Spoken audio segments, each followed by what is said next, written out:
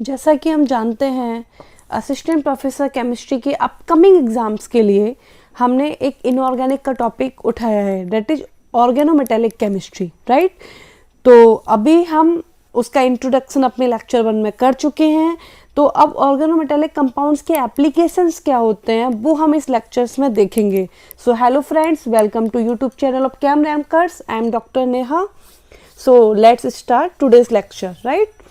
सो application क्या क्या होते हैं ऑर्गेनोमेटेलिक कंपाउंड्स के। तो आपके जो ऑर्गेनोमेटेलिक कंपाउंड्स होते हैं, इनको पढ़ने का सबसे बड़ा रीज़न ये होता है क्योंकि ये बहुत ही ज़्यादा एप्लीकेबल होते हैं और बहुत ही आईआईटीज आईएसआर्स में बहुत सारी रिसर्च लैब हैं जो स्पेशली ऑर्गेनोमेटेलिक कंपाउंड्स को सिंथेसाइज करते हैं, उनकी प्रॉपर्टीज़ को एनालाइज करती हैं, जिससे कि इंडस्ट्रियल स्केल पे इनका ज़्यादा से ज़्यादा एप्लीकेशन हो सके। ठीक है, तो अगर हम कुछ स्पेशल या कुछ पर्टिकुलर एप्लीकेशंस की बात करते हैं तो एज ए रिएजेंट इनको यूज किया जाता है। रिएजेंट जो मोस्ट पॉपुलर रिएजेंट जो हम लोग जानते हैं उनमें है एक ग्रिग्नार्ड रिएजेंट, राइट, RMGX, जिसको आप ऑर्गेनिक केमिस्ट्री में बहुत डिटेल में पढ़ने वाले हैं। दूसरा हम जानते हैं गिलमान्स रिएजेंट, राइट। इसको भी आप ऑर्गेनिक केमिस्ट्री में काफ़ी डिटेल में पढ़ेंगे। इनसे देखो ये रिएजेंट क्यों ज़्यादा इम्पोर्टेंट है, क्योंकि ये रिएजेंट किसी एक रिएक्टेंट को दूसरे रिएक्टेंट में प्रोडक्ट में कन्वर्ट कर सकते हैं। मान लीजिए अगर हमें एल्डिहाइड फॉर्मेशन करने हैं तो ये रिएजेंट उसके लिए एप्लीकेबल हो सकते हैं। एसिड सिंथेसाइज करने हैं उनके लिए एप्लीकेबल हो सकते हैं। तो इस वजह से इन रिएजेंट की हमको ज़रूरत पड़ती है। ठीक है, तो ये तो हो गए रिएजेंट जिसमें आपका ग्रिग्नार्ड रिएजेंट मोस्ट पॉपुलर है, गिलमान रिएजेंट्स हो गया। बाकी आपने नॉर्मल ब्यूटाइल लिथियम, ठीक है, इस रिएजेंट को भी आपने देखा होगा। BuLi काफ़ी ज़्यादा यूज होता है ऑर्गेनिक केमिस्ट्री में। तो ये तो बात हो गई आपके रिएजेंट की। अब उसके अलावा भी ऑर्गेनोमेटेलिक कंपाउंड्स बहुत ज़्यादा इम्पोर्टेंट हैं एज ए कैटलिस्ट। देखिए किसी भी कैटलिस्ट की ज़रूरत क्यों पड़ती है, कोई भी रिएक्शन जो स्लो हो रही है या नहीं भी हो रही है उसको कराने के लिए, उसको एक्टिवेट करने के लिए, फास्ट हो जाए, उसका टाइम कम हो जाए, रेट इंक्रीज हो जाए, प्रोडक्ट की यील्ड बढ़ जाए, इन सब प्रॉपर्टीज़ को इन्हांस करने के लिए हमें किसी भी कैटलिस्ट की ज़रूरत पड़ती है। ठीक है, और बहुत सारे कैटलिस्ट ऐसे होते हैं जो बहुत ही स्पेसिफिक रिएक्शन देते हैं और उनमें ऑर्गेनोमेटेलिक कैटलिस्ट यूज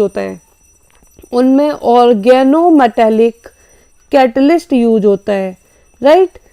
और एक्चुअली हर एक ऑर्गेनोमेटेलिक रिएजेंट सारी रिएक्शन नहीं दे सकता। पर्टिकुलर एक फिक्स ऑर्गेनोमेटेलिक रिएजेंट एक फिक्स रिएक्शन देता है और उसको प्रपोज करने वाले इंसान के नाम पे जनरली उसका एक नेम रिएक्शन होता है। जैसे अभी आप देखेंगे कैटिवा प्रोसेस देखेंगे आप, ठीक है, और काफ़ी प्रोसेस आपको देखने को मिलेंगे जिनका नाम भी फिक्स है। मतलब जैसे कि आप ग्रिग्नार्ड रिएजेंट है, ये एक रिएजेंट है और इसको एक फिक्स नाम दिया गया है। अब ये कौन कौन सी रिएक्शन कर सकता है ये तो आपको डिटेल में पढ़ना पड़ेगा। वैसे ही कैटलिस्ट, एक फिक्स कैटलिस्ट अगर सिंथेसाइज हुआ है और वो एक पर्टिकुलर रिएक्शंस को ही कैरी करा रहा है तो उस केस में उसको कुछ नाम दिया जा सकता है। ठीक है, आपने नेम रिएक्शंस पढ़ रखी होंगी, वैसा ही कंसेप्ट यहाँ पे है। तो बहुत सारे कैटलिस्ट ऐसे होते हैं जो ऑर्गेनोमेटेलिक इन नेचर होते हैं। ठीक है, तो ये हो गई आपकी कैटलिस्ट में एप्लीकेशन। नेक्स्ट अगर हम बात करें तो बहुत सारे ऑर्गेनोमेटेलिक कंपाउंड हैं जो एज ए ड्रग भी काम करते हैं। ठीक है, तो अभी ये बहुत अच्छे एप्लीकेशंस हैं। ठीक है, एज ए ड्रग भी काम करते हैं। इसके लिए अगर हम एक बहुत ही अच्छा एग्जांपल आपको दें तो एक एंटी कैंसर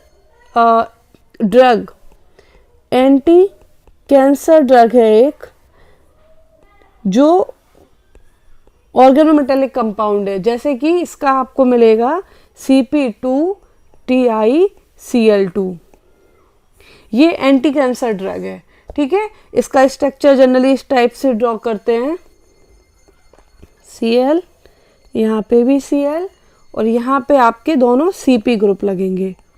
Cp क्या होता है, ये है आपका Cp ग्रुप, ठीक है। तो इस टाइप से ये आपका एंटी कैंसर ड्रग है, ठीक है। अब एडिटिव में भी यूज हो सकते हैं। एडिटिव क्या होते हैं, मान लीजिए कोई भी प्रोसेस हो रही है, उसमें कुछ प्रॉब्लम आ रही है या फिर कुछ भी एडिटिव मतलब जिसको अलग से ऐड किया जाए किसी चीज़ की प्रॉब्लम को सॉर्ट आउट करने के लिए। जैसे कि हम फ्रूट्स पैकेजिंग करते हैं, कोई भी खाने की चीज़ को पैक करते हैं, जो पैकेट्स में खाने का सामान आता है उसमें उनमें एडिटिव्स मिलाए जाते हैं जिन्हें प्रिजर्वेटिव्स बोलते हैं, ठीक है। मतलब वो खाने की चीज़ को ख़राब नहीं करने देगा। खाना जो है पैकेट में उसमें उसका कुछ नहीं है, वो खाने की चीज़ नहीं है, लेकिन उसको अलग से ऐड किया गया है जिससे कि जो हम खाना दे रहे हैं वो ख़राब ना हो, ठीक है। लंबे टाइम तक उसका जो आपको डेट लिखा गया है, टाइम इंटरवल दिया गया है, उस टाइम तक वो चल सके, तो वो होते हैं एडिटिव्स, मतलब कुछ अलग से ऐड करने वाले कंपाउंड्स। तो बहुत सारे एडिटिव्स ऐसे होते हैं जो ऑर्गेनोमेटेलिक इन नेचर होते हैं, ठीक है। अभी इनमें इन चारों एप्लीकेशंस में रिएजेंट मैंने आपको थोड़ा डिटेल में बताया, लेकिन कैटलिस्ट, ड्रग्स और एडिटिव्स इनको केवल इंट्रोड्यूस करवाया। अभी हम इन तीनों को भी थोड़ा डिटेल में देखते हैं, क्योंकि इन तीन एप्लीकेशंस पे ही बहुत सारे क्वेश्चंस बन सकते हैं। जो कैटलिस्ट हैं उन पे क्वेश्चंस बनते हैं, एडिटिव्स पे तो बहुत ही क्वेश्चंस, जैसे मैंने आपको लेक्चर 1 में बताया था कि एंटी नॉकिंग एजेंट कौन सा है, वो भी एक एडिटिव है, ठीक है, वो भी आपका एक एडिटिव है। ओके, तो स्टार्ट करते हैं इसके ये remaining 3 applications as a catalyst, as a drug and as a additives, ठीक है। तो अगर हम एज ए कैटलिस्ट बात करें तो ऑर्गेनोमेटेलिक केमिस्ट्री में ही आने वाले लेक्चर्स में इसका काफ़ी अच्छा एक चैप्टर है कैटलिसिस।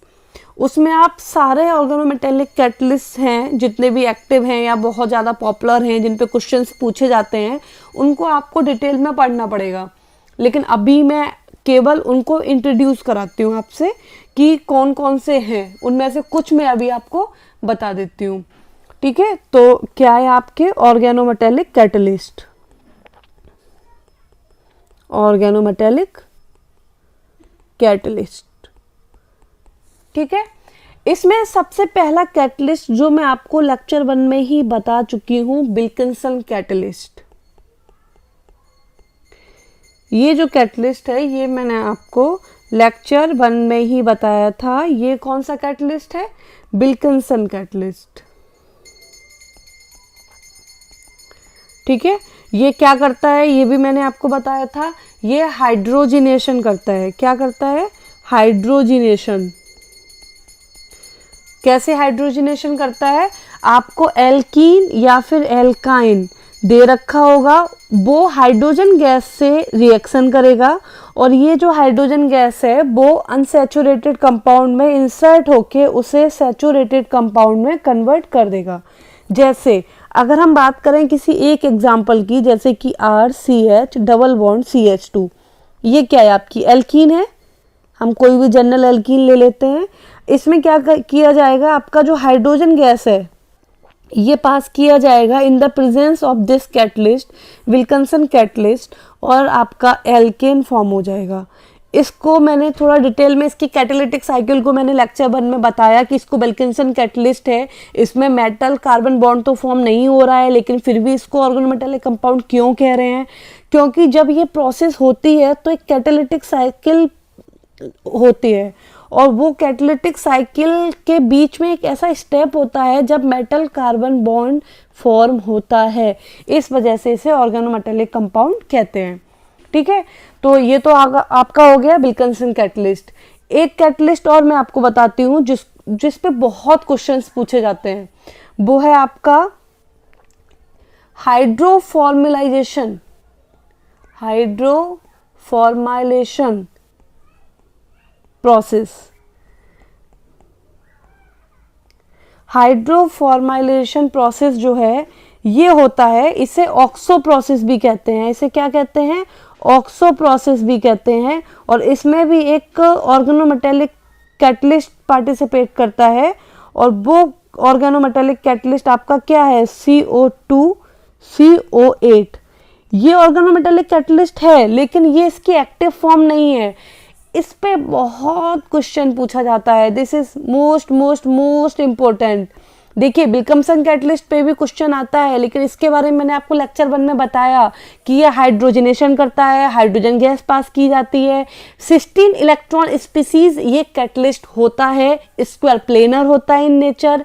साइकिल जब इन्वॉल्व होती है, कैटालिटिक साइकिल जब होती है, तब ये 18 इलेक्ट्रॉन में कन्वर्ट होता है, उसके बाद एक PH3 निकलता है और एल्कीन इंसर्ट होता है, एल्कीन इंसर्शन होता है।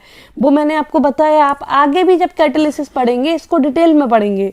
लेकिन ये जो प्रोसेस है हाइड्रोफॉर्मलाइजेशन प्रोसेस या फिर ऑक्सो प्रोसेस, इस पे बहुत क्वेश्चन पूछे जाते हैं। देखिए क्वेश्चन जो नेट में पूछे जाते हैं ना, अभी कैसे पूछे जाते हैं, पेपर तो 2 ही 3 बार हुआ है, कैसे पता बहुत क्वेश्चन पूछे जाते हैं यार। देखिए नेट में जो क्वेश्चन पूछे जाते हैं, जनरली जो सेक्शन बी में क्वेश्चन पूछे जा रहे हैं, वो ऐसे क्वेश्चन होते हैं जो इन बिटवीन होते हैं, ना ही बहुत ज़्यादा कठिन ना ही बहुत ज़्यादा इजी, राइट। तो वही क्वेश्चन जो है, एक्चुअली नेट का सिलेबस ही हमें फॉलो करना है, तो इनके जो पेपर होते हैं उनमें भी उसी टाइप के क्वेश्चंस आते हैं। तो अगर आपका ऑर्गेनोमेटेलिक केमिस्ट्री नेट के सिलेबस में है और आपको इस प्रोसेस को पता है, हाइड्रोफॉर्मलाइजेशन प्रोसेस जो आपका है, या फिर इसे ऑक्सो प्रोसेस भी कहते हैं, तो आपको ये वाला कैटलिस्ट भी पढ़ना पड़ेगा। पहला क्वेश्चन क्या पूछ लेता है, ऑक्सो प्रोसेस। क्वेश्चन पूछ सकता है कि ऑक्सो प्रोसेस में कौन सा ऑर्गेनोमेटेलिक कैटलिस्ट इन्वॉल्व है। उनमें आपको बहुत सारे कैटलिस्ट दे दिए जाएंगे, तो आपको कौन सा बताना है, CO2 CO8 ये। उसके बाद दूसरा एक्टिव फॉर्म अगर पूछ ले, क्या पूछ ले, एक्टिव फॉर्म। अगर एक्टिव फॉर्म पूछता है तो ये भी ऑप्शन में दिया रहेगा, लेकिन ये इसकी एक्टिव फॉर्म नहीं होती है, this is not active form. Active form में क्या होता है, आपका ये जो कैटलिस्ट है कोबाल्ट 2 CO8, ये कैटलिस्ट है, ये हाइड्रोजन के साथ कंबाइन करके HCO4 बनाता है। भाई कैसे हुआ, देखिए 2 मॉलिक्यूल दिए गए हैं, CO4 यहाँ लिख लो, एक CO4 यहाँ लिख लो, यहाँ पे बीच में H2 मानो इसमें ऐड हुआ, तो एक एक H दोनों के पास चला गया, मतलब अपना ये फॉर्म हो गया, ये फॉर्म हो गया। ये भी अभी जो है वो एक्टिव फॉर्म नहीं है, ये भी एक्टिव फॉर्म नहीं है, एक CO निकल जाता है, तो HCOCO3, this is the active form. और ये क्वेश्चन पूछ सकते हैं नेट में, बहुत बार पूछा गया है सेक्शन बी में, ठीक है। तो ये आपका एक्टिव फॉर्म है। तो पूछ सकता है कि हाइड्रोफॉर्माइलेशन प्रोसेस क्या है, क्वेश्चन पूछ सकता है कि ऑक्सो प्रोसेस, इनमें से कौन सी ऑक्सो प्रोसेस है, catalyst involve in oxo process ये है, इसकी एक्टिव फॉर्म कौन सी है, ये है। तो जितना भी मैं बता रही हूँ ना, वो अपने आप में ही एक क्वेश्चन है, ठीक है। तो कोई भी पॉइंट को मिस नहीं करना है, ये सारे अपने आप में ही एक क्वेश्चन है, इसलिए किसी भी पॉइंट को आपको स्किप नहीं करना है, आपको मिस नहीं करना है, आपको इसको पूरे को ही कंप्लीट करना है। अब तीसरा पॉइंट ये आ सकता है कि ऑक्सो प्रोसेस में होता क्या है, कैटलिस्ट तो पता चल गया, दूसरा नाम भी पता चल गया, होता क्या है। ये जो ऑक्सो प्रोसेस है इसे हाइड्रोफॉर्माइलेशन बोल रहे हैं। तो हाइड्रोफॉर्माइलेशन का मतलब क्या है, इसमें आपका जो एल्कीन होगा वो एल्डिहाइड में कन्वर्ट हो जाता है, आपका जो एल्कीन है वो एल्डिहाइड में कन्वर्ट हो जाता है। देखिए मान लीजिए आपके पास एल्कीन है, ये कोई हमने जनरल फॉर्म ले लिया, और ये आपका कन्वर्ट हो जाएगा किस में, ये आपका कन्वर्ट हो जाएगा एल्डिहाइड में, एल्डिहाइड में कन्वर्ट हो जाएगा। लेकिन एक पॉइंट नोट कीजिए, पॉइंट नोट कीजिए, और वो पॉइंट आपका ये है कि एक कार्बन इंक्रीज हो गया है, 1 कार्बन इंक्रीज। देखिए यहाँ पे कितना, 2 ही कार्बन थे, यहाँ पे 1 2 3, तो यहाँ पे 1 कार्बन इंट्रोड्यूस्ड हो जाता है। Contain aldehyde containing 1 carbon atom more than original alkene. इसमें जो फॉर्म होता है वो एल्डिहाइड ऐसा फॉर्म होता है जिसमें ओरिजिनल एल्कीन से 1 कार्बन ज़्यादा होता है। यहाँ पे कार्बन कितने हैं, 2। आर को छोड़ दो, अभी आर कुछ भी हो सकता है, आर के कार्बन नहीं बता रही हूँ मैं। कितने कार्बन है, 2, और यहाँ पे आर को छोड़ के कितने कार्बन है, 3, मतलब 1 कार्बन बढ़ गया है। ठीक है, तो ये हो गया क्या, इसमें आपकी एल्कीन जो है वो एल्डिहाइड में कन्वर्ट हो जाती है, पहला पॉइंट। और दूसरा पॉइंट, 1 कार्बन बढ़ जाता है। ठीक है, सारे पॉइंट दिमाग में रखने हैं। ओके, नाउ 4 होती क्या है रिएक्शन, इसमें CO प्लस H2 ये रिएक्ट करता है, CO प्लस H2। ठीक है, तो आपका ओवरऑल क्या होगा, RCH double bond CH2 plus CO plus H2, और एरो पे आपका active form of the catalyst, what, active form of the catalyst, right. और आपका यहाँ पे बनेगा क्या, प्रोडक्ट बनेगा RCH2 CH2 CHO। देखिए हाइड्रोफॉर्माइलेशन क्यों बोल रहे हैं, एक्चुअली ये जो है ना, HCHO भी लिख सकते हैं हम इसको, मतलब अपने समझने के लिए। COH2 को हम HCHO भी लिख सकते हैं। यहाँ पे H 2 है, कार्बन 1 है, ऑक्सीजन 1 है, इस चीज को ऐसे लिख सकते हैं। और ये क्या है, फॉर्मल्डिहाइड। ये क्या है, फॉर्मल्डिहाइड। तो जनरली हम ये मानते हैं कि इसमें फॉर्मल्डिहाइड का इंसर्शन होता है, मतलब इसमें फॉर्मल्डिहाइड ऐड हो जाता है और ये बन जाता है। देखिए यहाँ पे एक H यहाँ पे दे दो, इस जगह पे एक H यहाँ पे दे दो और यहाँ पे CHO लगा दो, तो हो गया। तो इसलिए इसे हाइड्रोफॉर्माइलेशन बोलते हैं, मतलब फॉर्मल्डिहाइड इसमें इंसर्ट हो जाता है। तो अभी आपको समझ में आया। देखिए जब आप कैटालिसिस पढ़ेंगे तो इसको डिटेल में पढ़ेंगे। अभी केवल मैं आपको ऑर्गेनो कैटलिस्ट से इंट्रोड्यूस करवा रही हूँ कि वो कैटालिसिस में भी एप्लीकेबल होते हैं। मैंने आपको बिल्कमसम कैटलिस्ट बताया, मैंने ऑक्सो प्रोसेस बताया, ऑक्सो प्रोसेस में एक्टिव फॉर्म क्या होती है वो बताया, हाइड्रोफॉर्माइलेशन क्यों बोलते हैं वो बताया, CO प्लस H2 इसमें पार्टिसिपेट करता है, जिसे CHO भी लिख सकते हैं, जिसे फॉर्मल्डिहाइड कहते हैं, और एल्डिहाइड फाइनली फॉर्म होता है जिसमें 1 कार्बन एटम ज्यादा होता है ओरिजिनल एल्कीन से। देखिए इतनी बातें आप माइंड में रख लो। अगर आप आगे का लेक्चर अगर आप मिस भी कर देते हैं ना, तो इनसे भी बहुत क्वेश्चन बन सकते हैं। अभी मैंने आपको जितना बताया वो खुद में ही एक क्वेश्चन है। ठीक है, जिस तरीके के सेक्शन बी में क्वेश्चन पूछे जा चुके हैं उनके बेसिस पे मैं बता रही हूँ आपको। ओके, तो ये हो गया आपका क्या, दूसरा कैटलिस्ट। अभी और कैटलिस्ट को मैं केवल नाम बता देती हूँ, आगे जब आप उनको स्टडी करेंगे तो करते रहिए, वरना अभी तो माइंड में बहुत हौच पौच हो जाएगा आपको। ओके, तो नेक्स्ट आपका जो ऑर्गेनो कैटलिस्ट है वो आपका सॉरी आपका है RH CO2 I2 minus IrCO2 I2 minus.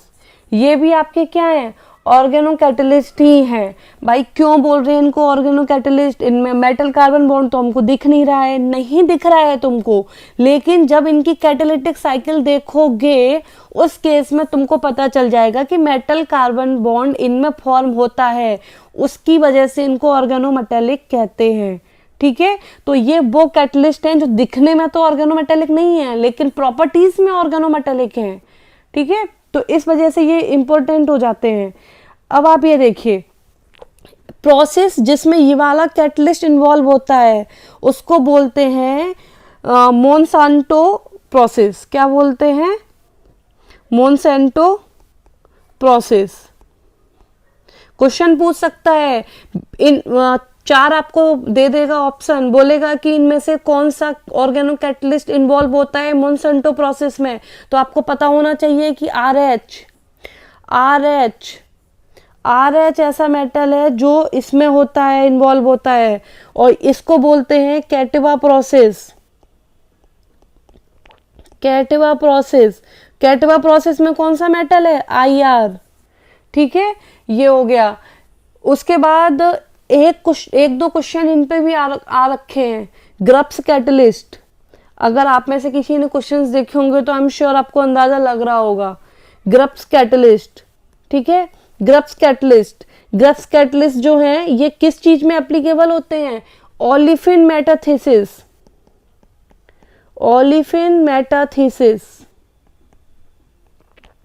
अब ये ओलिफिन मेटाथीसिस क्या होते हैं, केवल इनको समझ लो, ये होता क्या है फिलहाल के लिए। कोई भी एल्कीन जो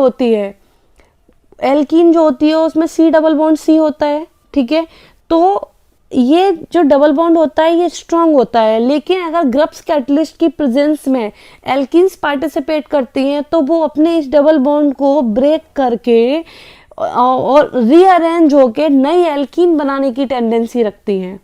ठीक है, इन्हें ओलिफिन मेटाथीसिस भी कहते हैं। अब आपका ये जो ग्रप्स कैटलिस्ट है ना, इस पे जो क्वेश्चंस आया था वो मैं आपको बता दूं, 2 टाइप का। ये 2 जनरेशन का होता है, एक तो फर्स्ट जनरेशन ग्रप्स कैटलिस्ट, एक सेकंड जनरेशन। ठीक है, एक फर्स्ट जनरेशन, एक सेकंड जनरेशन। तो क्वेश्चन इस टाइप से पूछ लेता है, इन 4 आपको ऑप्शन दे देगा, पूछ सकता है कि इनमें से ग्रप्स कैटलिस्ट कौन है, तो वो तो पहचानना आसान हो जाएगा। ठीक है, लेकिन अगर आपसे बोल दे कि फर्स्ट जनरेशन ग्रप्स कैटलिस्ट कौन है, तो आप कंफ्यूज हो सकते हैं। इसलिए आपको फर्स्ट जनरेशन और सेकंड जनरेशन वाले भी पता होने चाहिए। तो ठीक है, तो जरा देख लेते हैं। फर्स्ट जनरेशन आप ग्रप्स कैटलिस्ट है आपका RuCl Cl PCY3 दिस। देखिए जो क्वेश्चन पूछा था उसमें स्ट्रक्चर ड्रॉ करके ही दिया था, अगर आपको पता होगा तो आप टिक मार देंगे। क्वेश्चन जो पूछा था उसमें स्ट्रक्चर ड्रॉ करके दिया था और पूछा था कि इनमें से कौन सा ग्रप्स कैटलिस्ट है, तो अगर आपको पता होगा तो आप स्ट्रक्चर देख के ही इसका आंसर लगा देंगे। यहाँ पे CY क्या है, यहाँ पे CY है साइक्लोहेक्सेन। ठीक है, ओके, ये हो गई फर्स्ट जनरेशन। सेकंड जनरेशन में थोड़ा सा चेंज है। सेकंड जनरेशन ग्रप्स कैटलिस्ट जो है वो बहुत ही ज़्यादा स्पेसिफिक है, क्योंकि उसमें क्या किया गया है, उसमें ये वाला एक PCY3 को हटा के कार्बीन लगाया गया है। और कार्बीन क्या होती है, बल्कि है, लार्ज है, तो वो क्या करता है कि Ru की पोजीशन को फिक्स कर देता है, जिससे कि इसमें कुछ ज़्यादा कन्वर्जन ना हो और जो भी मेटाथीसिस में जो एल्कीन बने वो स्पेसिफिक बने। देखिए जब कोई रिएक्शंस होती है और कैटलिस्ट में अगर ओरिएंटेशन या कुछ भी चीज़ पॉसिबल होती है तो साइड प्रोडक्ट भी बनते हैं। ठीक है, जैसे कि आपने पढ़ा होगा कि मेजर प्रोडक्ट, माइनर प्रोडक्ट, तो क्या है, मेजर तो हमारा डिमांडिंग है, माइनर क्या है, साइड प्रोडक्ट है। तो सेकंड जनरेशन क्यों बनाया, क्योंकि वो बहुत ही ज़्यादा स्पेसिफिक है, उससे जो है एल्कीन जो बनेगी वो साइड प्रोडक्ट्स को हटाएगी, जितने ज़्यादा साइड प्रोडक्ट बनेंगे उनको कम करेगी, तो ज़्यादा हेल्पफुल है, ज़्यादा मॉडिफाइड वर्जन है। ठीक है, तो उसमें केवल इस वाले ग्रुप को जो है वो आपको रिप्लेस करना पड़ेगा एक कार्बीन से। तो आपका सेकंड जनरेशन क्या है, आपका Ru, ये ऐसे का ऐसे ही रहेगा, Cl, ये आपका PCY3, यहाँ पे आपका कार्बीन लग गया है, तो ये आपका है एक साइक्लिक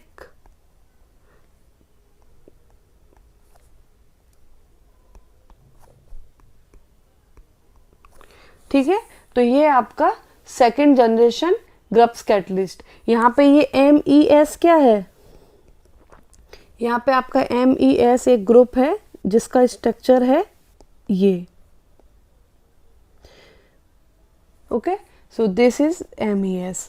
ये कितना बल्कि है, ये ग्रुप इतना बल्कि है, यहाँ पे ये बल्कि ग्रुप लगे हैं, तो ये साइट को जो है वो फिक्स कर देता है, ठीक है। तो इसकी वजह से ये जो है सेकंड जनरेशन वाला ज़्यादा हेल्पफुल है। तो नेक्स्ट हम बात करते हैं, ये तो मैंने बात कर ली कैटलिस्ट की। अब जो एप्लीकेशन थे ड्रग्स में वो मैंने आपको बता दिया था, एक टीआई वाला जो था, एक ऑर्गेनोमेटेलिक कंपाउंड CP2TiCl2 जो एंटी कैंसर था, मैं आपको ये बता चुकी हूँ, ठीक है। अब हम बात करते हैं एज ए एडिटिव, बहुत ही ज़्यादा इम्पोर्टेंट है और बहुत ज़्यादा क्वेश्चंस इससे आते हैं। Organometallic compounds as additives, what? organometallic compounds as additives, ठीक है। तो देखते हैं एडिटिव्स क्या है, वो मैंने आपको बता दिया। कुछ अलग से कुछ ऐड करना पड़ता है जिसकी वजह से हमें कुछ ना कुछ हेल्पफुल रहता है। तो इसमें पहला कंपाउंड जो है वो है आपका दिस,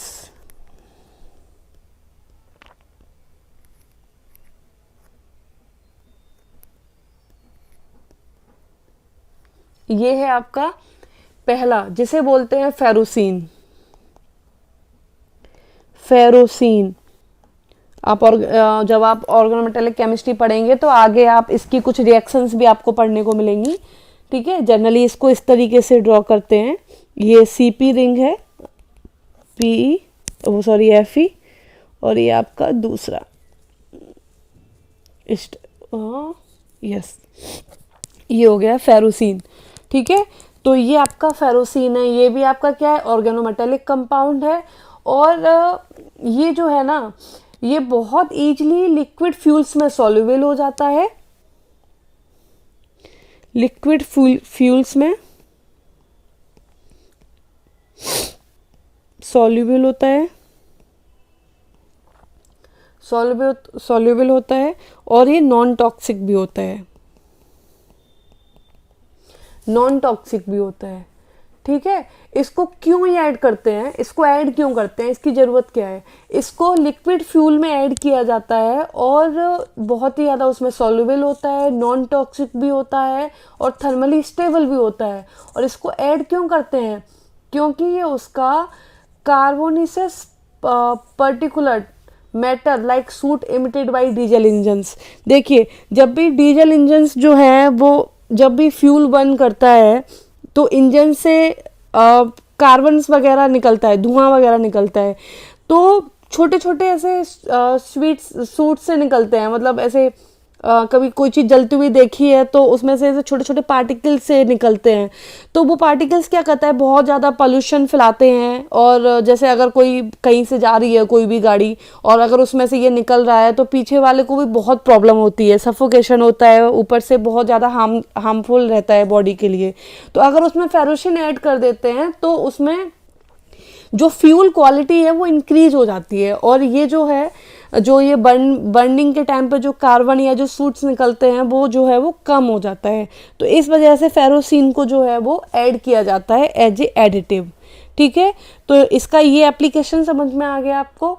दूसरा ऑर्गेनोमेटेलिक कंपाउंड है जो बहुत ज़्यादा इंपॉर्टेंट है, जिसपे क्वेश्चन हरियाणा असिस्टेंट प्रोफेसर में भी पूछा गया था, काफ़ी में पूछा जा चुका है, वो है आपका ये tetra ethyl lead.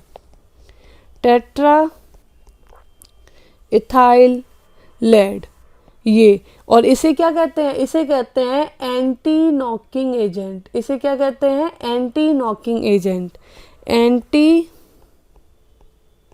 Knocking agent, ठीक है। ये क्वेश्चन काफ़ी बार पूछा जा चुका है।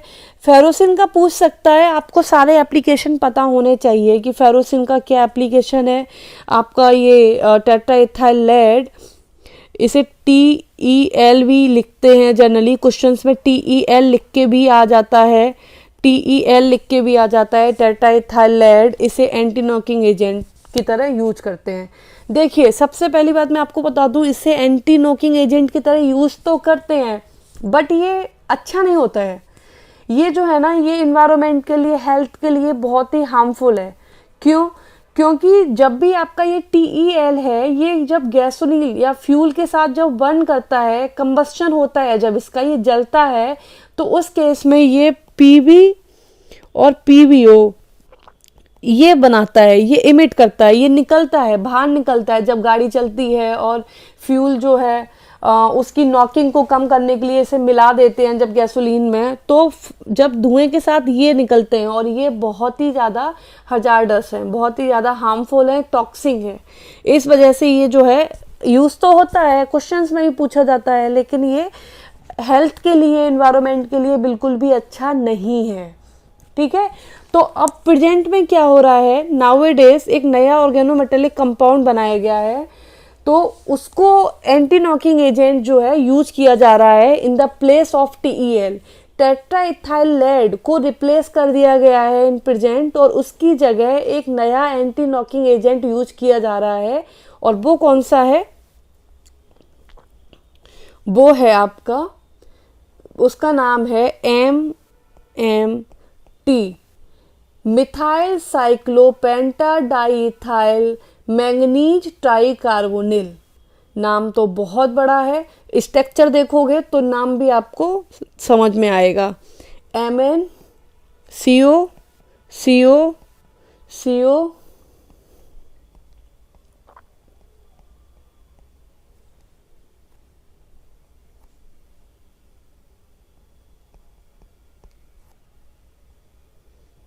ठीक है, ये है आपका MMT, जिसको प्रेजेंट में बनाया गया है एंटी नॉकिंग एजेंट की तरह यूज करने के लिए। देखिए क्वेश्चन ये भी पूछ सकता है, TEL का क्वेश्चन तो बहुत टाइम से पूछता चला आ रहा है, हो सकता है वही पूछ ले, लेकिन MMT भी आपको माइंड में रखना पड़ेगा। ये भी एक ऑर्गेनोमेटेलिक एडिटिव है जिसको एंटी नॉकिंग एजेंट की तरह यूज कर रहे हैं, एंटी नॉकिंग एजेंट की तरह यूज कर रहे हैं। ठीक है, MMT। ओके, क्या नाम है इसका, मिथाइल साइक्लोपेंटाडाइथाइल, जो इसके लिए है, इसके लिए क्या है, मिथाइल साइक्लोपेंटाडाइथाइल, और इसके लिए क्या है, मैग्नीज, और इन तीन के लिए क्या है, ट्राइकार्बोनिल। मतलब इस पूरे तीनों को ऐड कर दो तब इसका नाम बनेगा MMT। ठीक है, ये भी आपका क्या है, एडिटिव है। अब एक लास्ट एडिटिव मैं आपको और बता दूं, ठीक है, और उस एडिटिव का भी यूज बता दूं, फिर मैं इसको आज खत्म करूंगी लेक्चर को, फिर हैप्टिसिटी जो है मैं नेक्स्ट लेक्चर में स्टार्ट करूंगी। ठीक है, तो अभी नेक्स्ट ऑर्गेनोमेटेलिक रिएजेंट है आपका दिस एसएन कंटेनिंग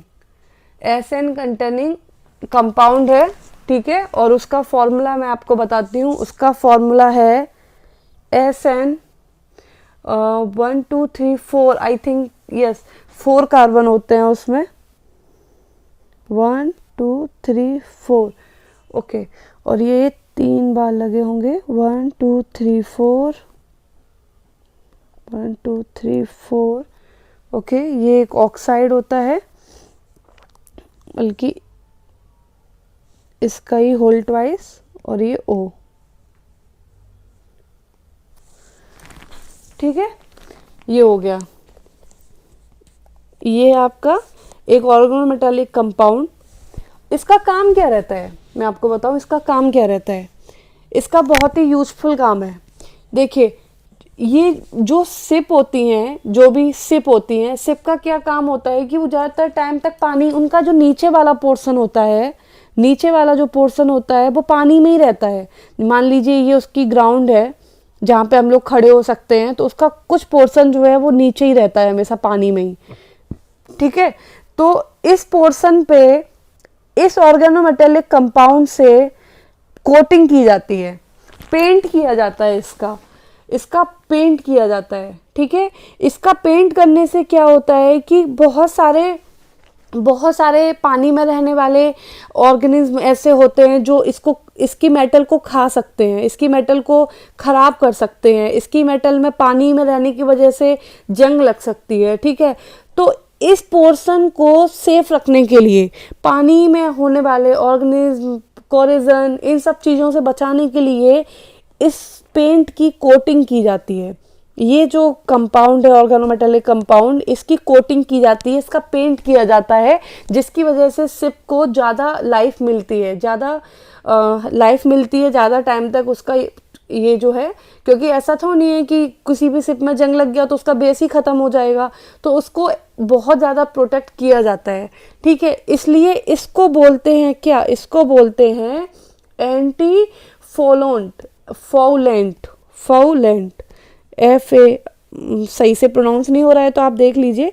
ठीक है, ये बहुत ही इंपॉर्टेंट है, क्वेश्चन बन सकता है, अभी तक नहीं आया है लेकिन बन सकता है। ठीक है, तो ये एक प्रॉपर्टी भी आपको पता होनी चाहिए। जो मैंने आपको बताया कि ऑर्गेनिज्म से फाइट करने के लिए जो ज़रूरत होती है उसे ही बोलते हैं एंटीफॉलेंट। ठीक है, फॉलेंट को मैंने हिंदी में सर्च किया था तो उसका मतलब होता है हमला, मतलब पानी के अंदर जो भी ऑर्गेनिज्म हैं उनके हमले से, जो भी जंग लग सकती है उसके हमले से इसको बचाने का काम करता है। ठीक है, इसके लिए प्रोटेक्टर का काम करता है। तो ये आपका हो गया इसका एप्लीकेशन। तो आज के लिए इतना ही। Thank you very much.